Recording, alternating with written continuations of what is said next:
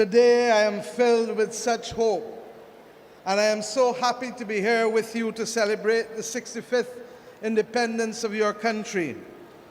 On behalf of the people and government of Barbados, I extend congratulations, our warmest congratulations, to you on the attainment of this milestone.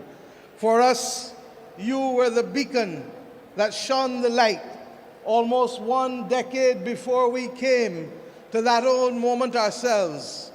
And that is why last year, when we became the youngest parliamentary republic, we asked your president to bless us with his remarks, because we felt that just as you led the way in 1957 and 1960, you led that way for us with the coming of our republic.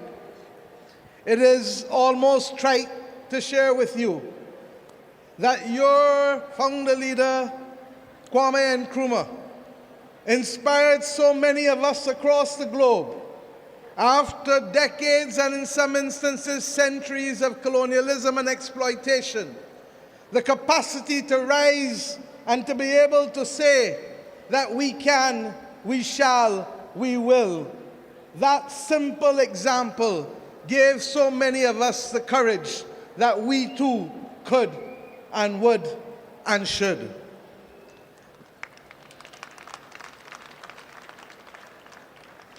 As I indicated to you just last year on the 30th of November, we took that step. And on that occasion, we elected our first president, Dame Sandra Mason, who has asked me also to pass her warmest regards to you, Mr. President, on the occasion of this 65th anniversary. It is significant to us, sir, that when you spoke and shared your message with us as a Barbadian nation, you indicated that it was our great fortune to be able to complete this circle of self-determination at a time when the world has so readily embraced the principles of democracy and enfranchisement. And yes, my friends, and yes, the young people of Ghana in particular, I am mindful that for you, this may seem a journey that is long, long past from where it started 65 years ago.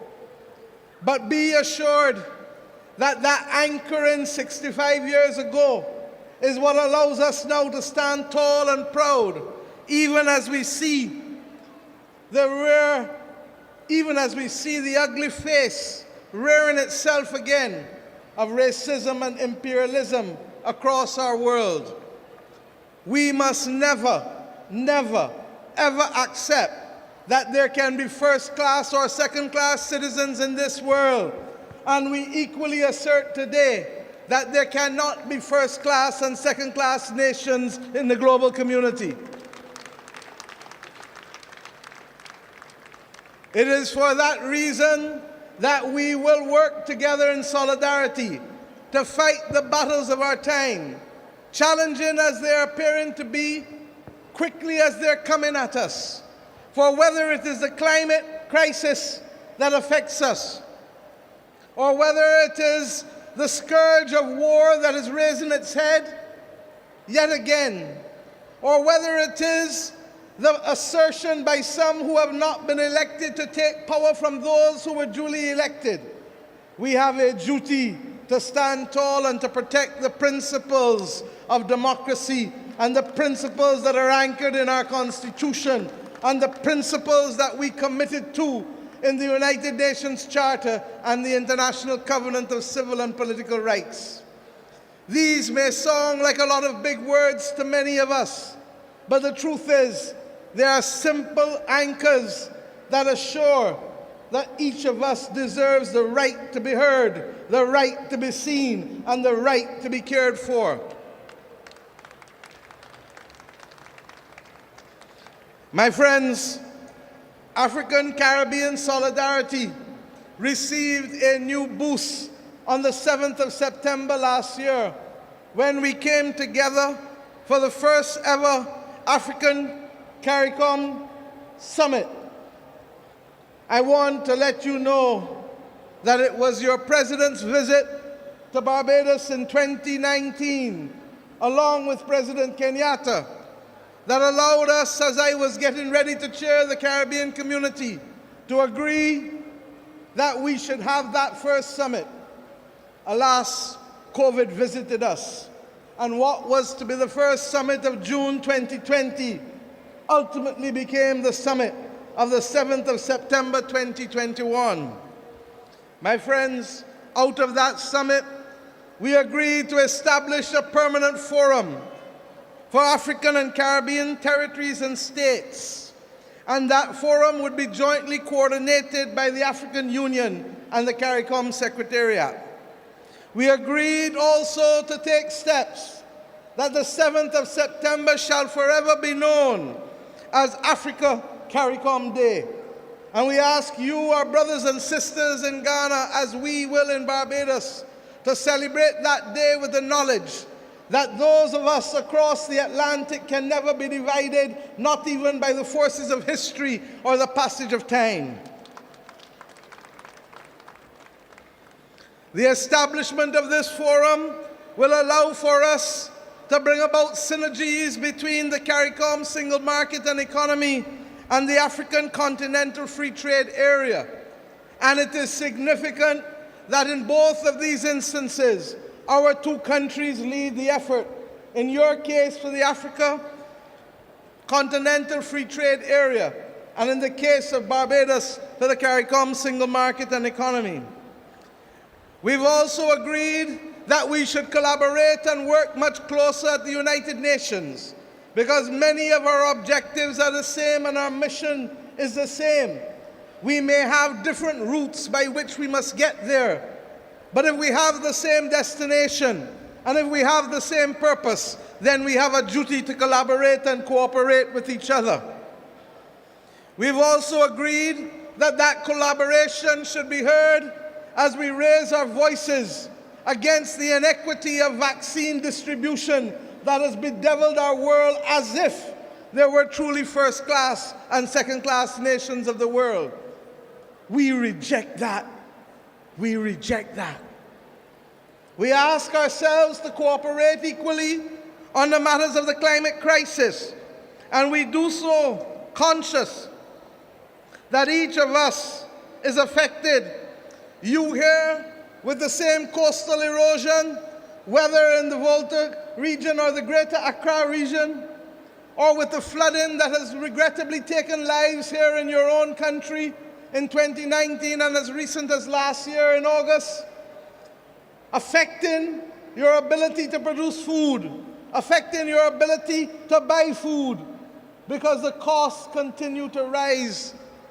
And now that it is compounded by the realities of the pandemic and the realities of the war in Ukraine, we expect, regrettably, that there will be difficult times, that there will be increases in prices continuing. And I say to you, the people of Ghana, that in the same way that we have in Barbados to explain to our people that the cost of living that now chokes so many of our people is regrettably not national, but global in nature. For we only need to look at the impact that will be happening soon as we get our next shipments of oil, as we get our next shipments of food, as we get our ability to negotiate whether we can in fact get the shipping arrangements to receive that which we want to buy.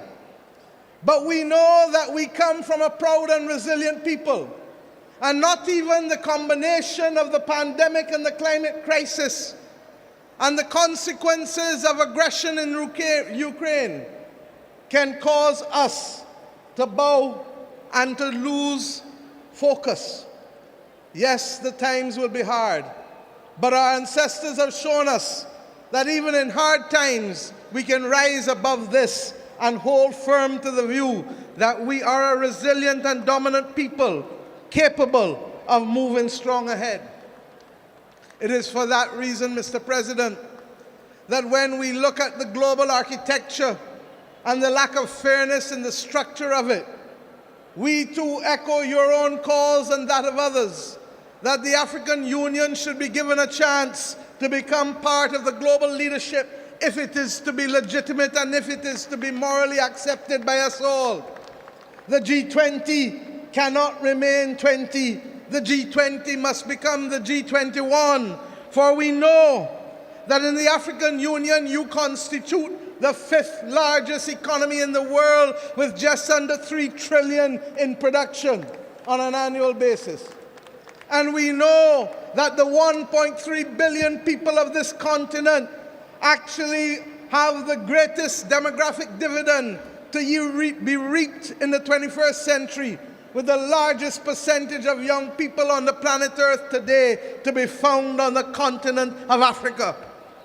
If there is to be a future for these young people in Africa, then that future must be shaped not just by those who tell us what to do, but must also be shaped by those who experience what it is to provide for the 1.3 billion people on this continent.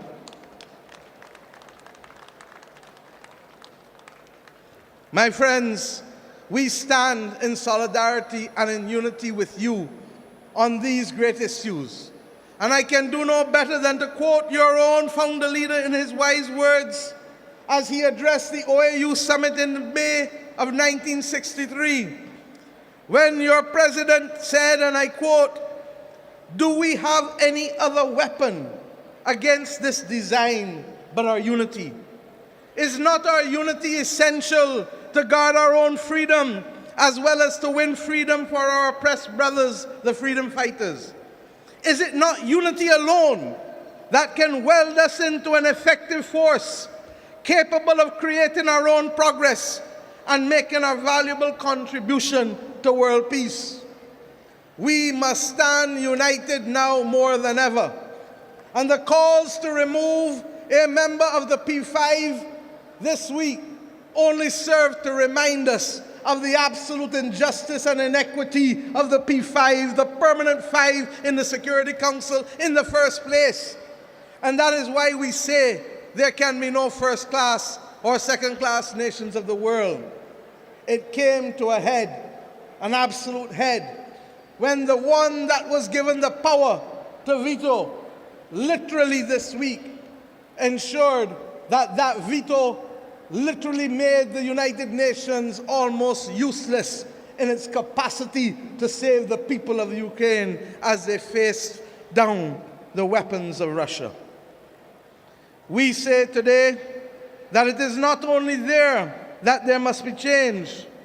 We ask the world to also recognize that the international financial institutions cannot accept that two countries, namely Greece and Ghana, can go to the market to borrow money, have the same credit rating, but Greece must be able to borrow, and regrettably, at a fraction of what Ghana must now pay for the cost of capital. That is and cannot be part of a fair and just world in the 21st century. And why must it change? Because in a very real sense, even though we settled the individual rights to protect each and every one of us, at the formation of the United Nations, we preserved an old colonial order of empires having the right to determine what the global community should look like. We now know that it does not work. And we now know that the time has come to work together to change it for the betterment of the nations of the world altogether, yes, but in particular for the betterment of the people of our nations who were suppressed and colonized, regrettably, for too long. My friends, I ask us also to recognize that in today's world, technology makes geography and size almost irrelevant. And therefore, it gives us that unique opportunity, and certainly as we have done in the Caribbean and in my own country, to assert that the time has come to reclaim our Atlantic destiny, that the time has come for strong strategic leadership. And that is why we have come to look to you on so many things for partnership as you have looked with us. I stand here today on your Independence Day to thank the people of Ghana for being able to support us in our need for nurses, with the first 95 nurses having gone to Barbados in July of 2020. We thank you, the government of people of Ghana, for that most generous gesture. And we are heartened that they have made a huge difference to our public health care system. So much so that we have just completed interviews for just under another 200 nurses to come to Barbados in the near future. We thank you equally for allowing us to work together to see how we can bridge the gap of travel between our nations. It cannot be acceptable that we must all go north to come back south when we can easily go east or west. To go 7 hours and 50 minutes to London is much longer than if I would have come direct to Accra. It is within our grasp, Mr. President, to change these simple facts to connect our people. And all the more so because there are too many restrictions being placed on our people, even for the simple access of transit visas, even if we want to visit one another. We are independent, and we must now shape our future truly in the image of where we want our people to go, rather than being victims of the decisions of others over whom we have little control. I am happy that we were able equally to establish in the last year a mission, an embassy in this country to be able to promote trade, culture, and diplomacy.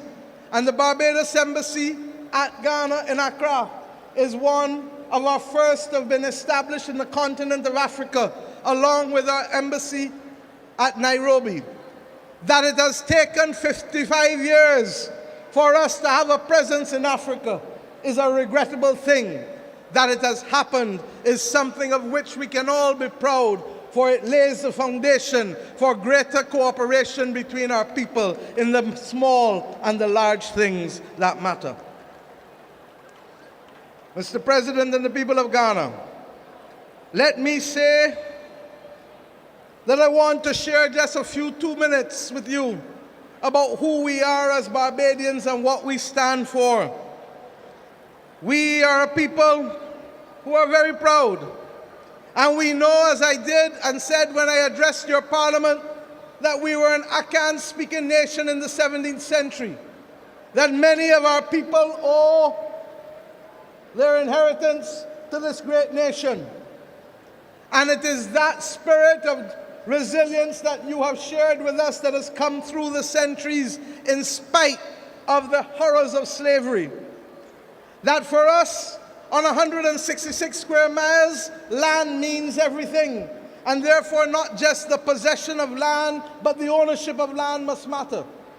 That in our country, and I say so conscious that here in the Cape Coast, education has been critical to you in this part of Ghana. Equally, education is a bedrock upon which our nation has grown and has become more stable and prosperous. I say to you that it is our mission to erase poverty from our landscape, because poverty is a cancer that takes away from our people the right to choose and the right to be. And I share with you two simple things that perhaps say it better than I could ever say it.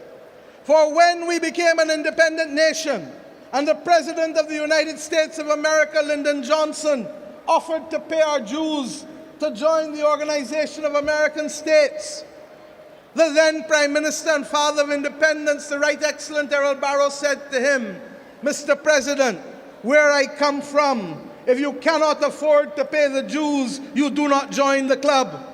That is who we are as Barbadian people. And when he went to deliver the first message on behalf of our people at the United Nations, he indicated something that has remained our motto and our bedrock, and which serves us well today, even as we comment on the crisis in Ukraine, that we shall be friends of all and satellites of none. This is a spirit which was imbued in us, and we have no doubt that that spirit owes its heritage to right here where I speak today, in the continent of Africa. because that is what allowed us to keep our heads high in spite of all that we had to face. Today, as we go forward, we simply use the words, as I've had to do over the last 4 years in my country, as we ourselves face serious economic difficulties and challenges, as we face the climate crisis and the pandemic. And what were those simple words? Simple that our children understand. Many hands make light work. And just as we are prepared to share the burden of adjustment always, we must be prepared to share the bounty that can allow our people always to aspire and to feel that they live as owners in their own country and not tenants in the land. My friends, I ask us once, please, before we go and I close, to reflect on the fact that it was from this coast, regrettably, that many people left. Yes, never to return at that time, but with a wish always in our bosom that their children and great-grandchildren and great-great-grandchildren would come back to this land. We are conscious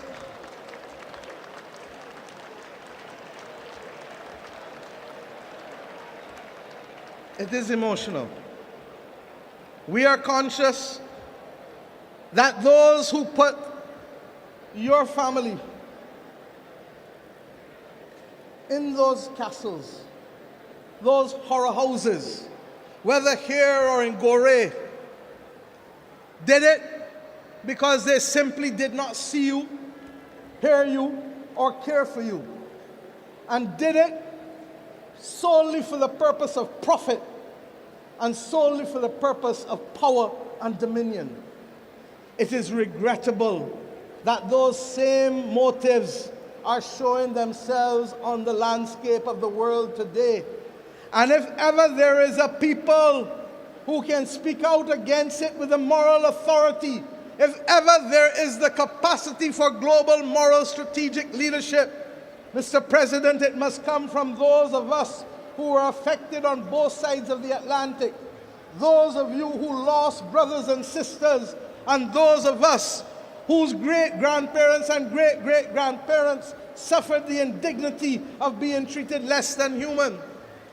We have come to this point today to say to these young people who sit opposite me that it must never happen again.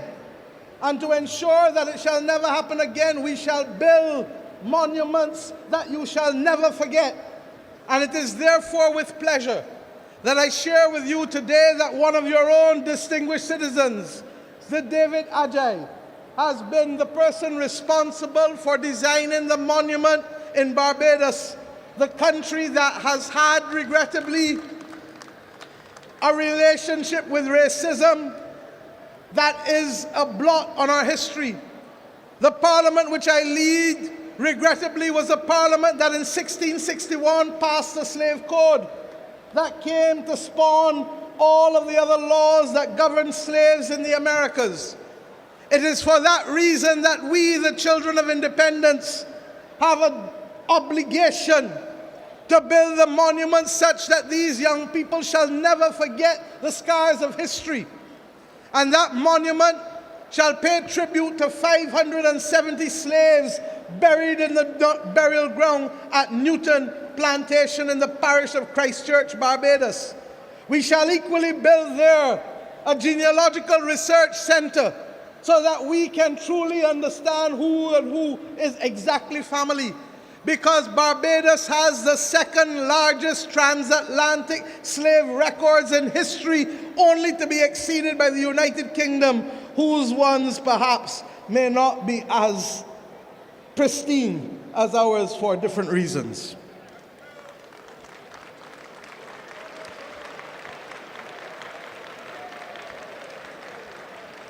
The monument that he has designed shall have 570 timbers standing tall.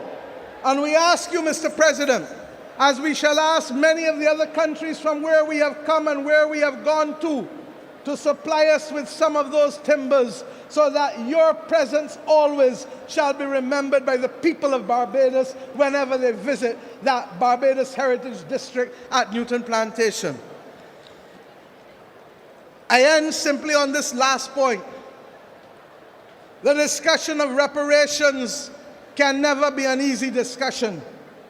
It is complex. It is difficult. The heads of government of the Caribbean community have assigned me the responsibility of writing the heads of government of those European states whose governments were responsible for the extraction of wealth from our countries for centuries, and who extracted wealth, I dare say, from your continent and your countries too. There are those who will say and remind us that the specter of war makes it an inconvenient time to have this conversation. But may I say that it is never the wrong time to do the right thing, and I therefore hope that we shall have the support of Africa in these difficult and complex conversations that regrettably have led to the extraction of wealth for centuries from our nations in the Americas. Thank you, my brother. My friends,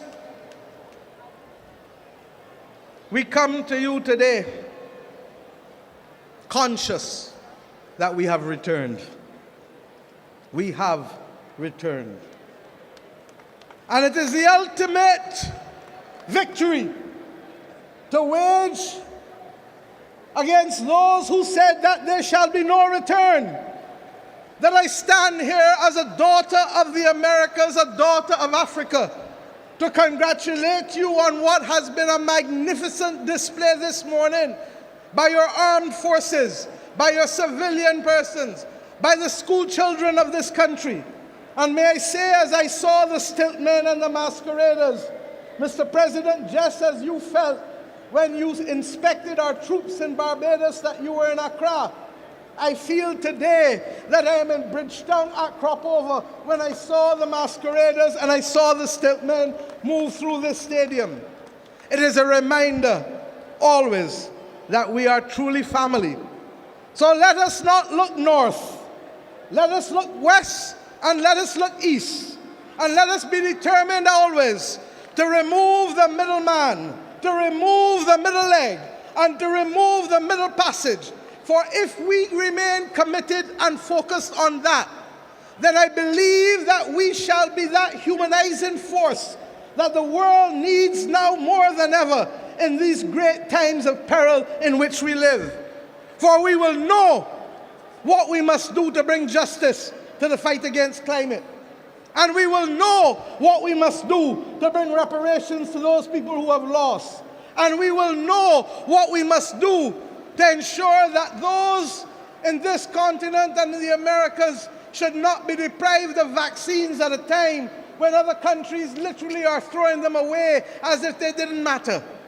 For we shall know when the next pandemic comes how to fight it and who to protect.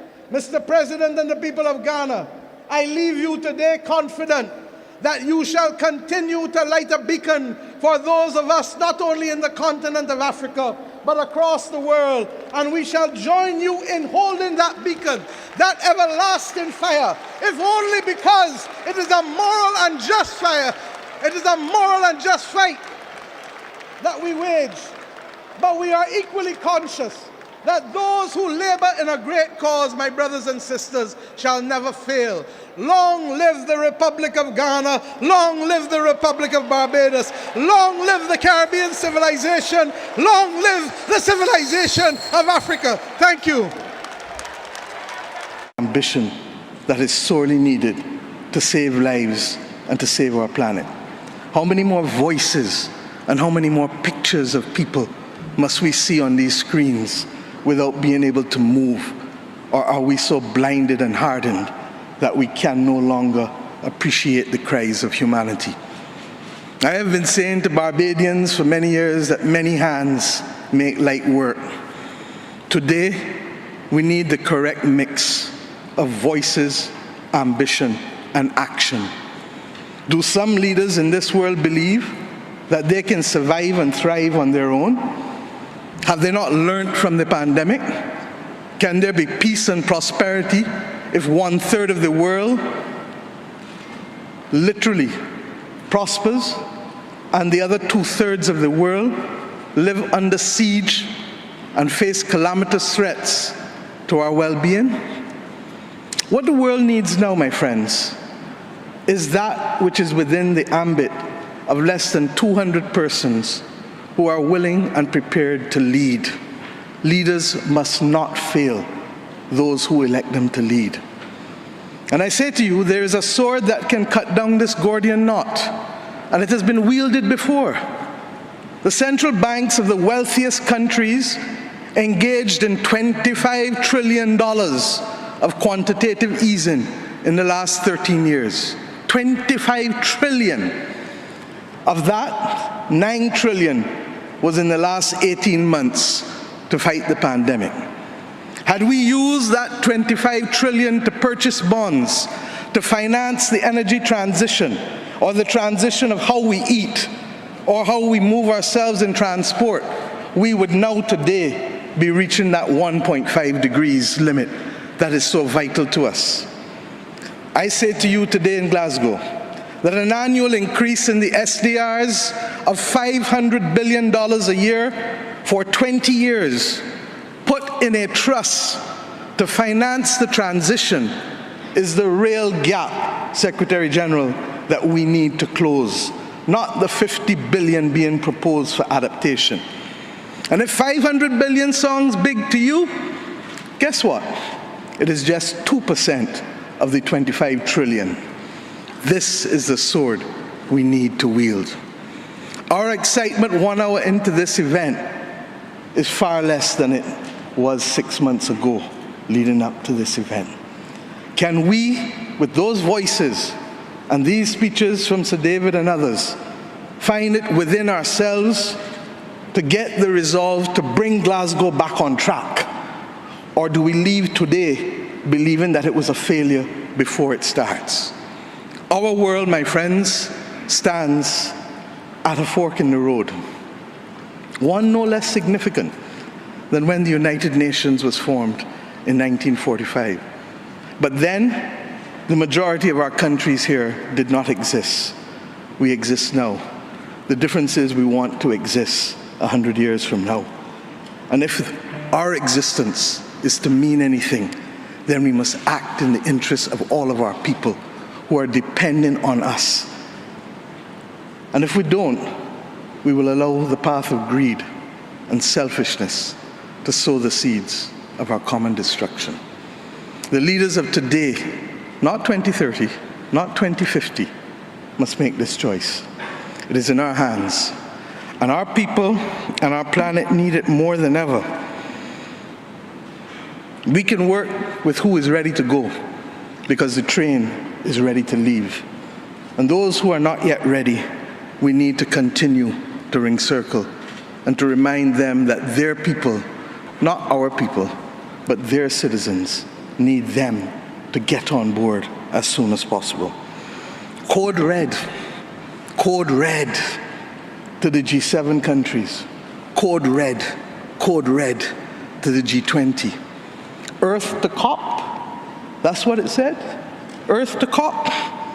For those who have eyes to see, for those who have ears to listen, and for those who have a heart to feel, 1.5 is what we need to survive.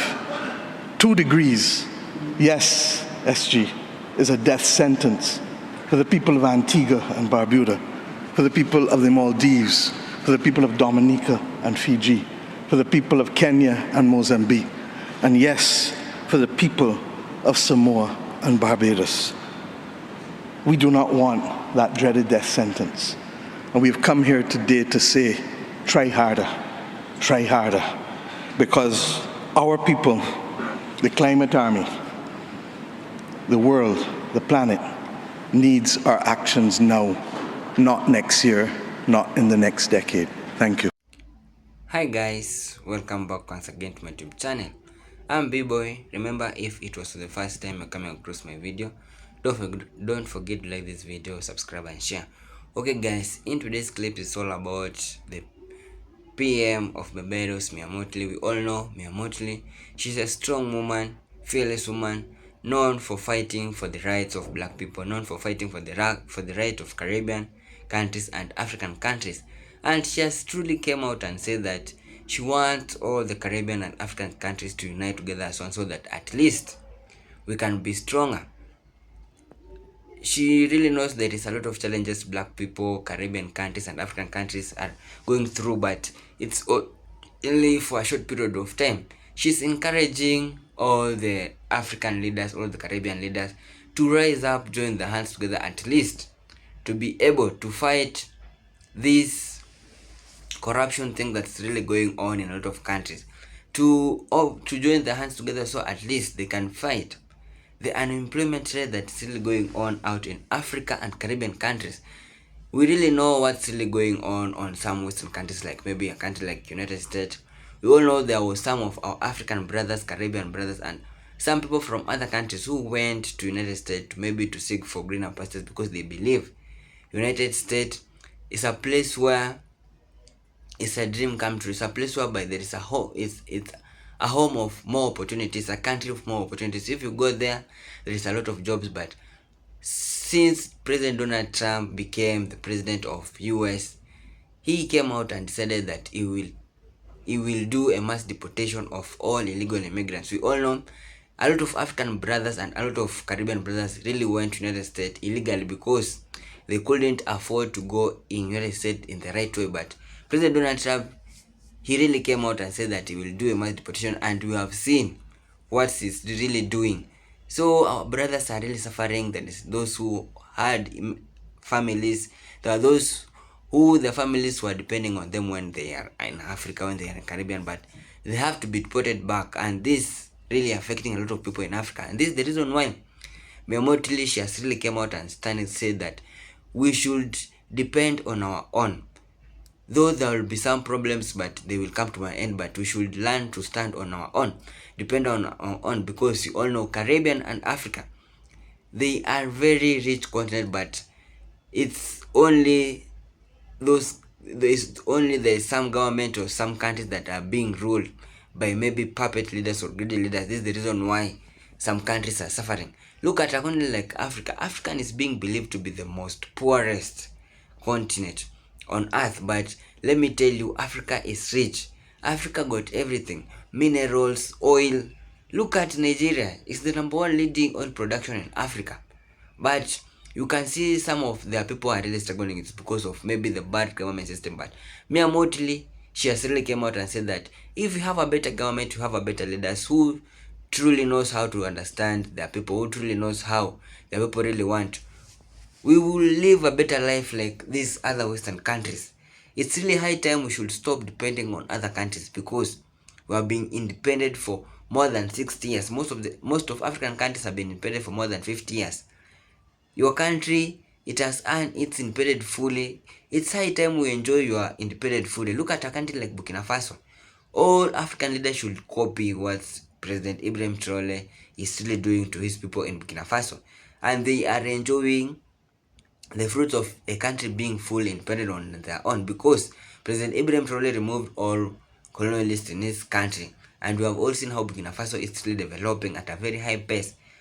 A country once which was called among the poorest country on Africa because of its bad government system, because of corruption in its government. But since when President Ibrahim Traore took over, we have all seen a lot of changes, and President Ibrahim Traore is ranked among the poorest president on earth because he is not a greedy leader, and this really shows how he's really doing a great job to his people. So I would like all our African leaders, I would like all our Caribbean leaders to copy what President Ibrahim Traore is doing, to copy what Mottley is doing, because if you have some such kind of great leaders, Africa will be far away, Caribbean will be far, it will be better, and our people won't be struggle to go to other Western countries to maybe to seek for greener pastures, to seek a job, because our government will providing jobs for our own. We have all seen how these Western countries, they are treating some people. There are still racism.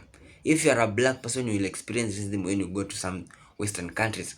But when these white people come to our countries, maybe in Africa or in Caribbean, we worship them. We really welcome them with a lot of love, but them they doesn't care who we really are. But it's really high time we end this racism thing, because we are all one, because we believe we all were created from God. So it's really high time African leaders should rise up. It's really high time black people should rise up, unite together as one, so that at least we can be stronger. They say if you unite and hug one another, we should stop having beef, we should stop having grudges between one another, and we work together as black people, we work together as African countries, we work together as Caribbean countries. We want this country to speak the same language. We want this country to be in the same level like other countries. This is the reason why we will be far, far, far better. So we should support Mottley, and I am really proud of the PM Mottley, because Barbados should be proud to have such a kind of PM who truly knows what these people really want. She's a true leader. She's courageous. She's fearless. She has all qualities of a good leader. So let us continue praying for Mottley, because she's our best leader. She's representing Caribbean very well. She's representing Africa. She's representing all black nation, because we really know Mottley, she's known for fighting for the rights of black people. So let us continue praying for her, for doing a greater job to all African people, to all Caribbean people, and we really pray to God to continue blessing her, so that at least she can be safe, so that at least you can see a good work she's really doing. So guys, if it was the first time you're coming across my video, don't forget to like this video, subscribe and share. Thank you so much for your time. May God bless you. One love.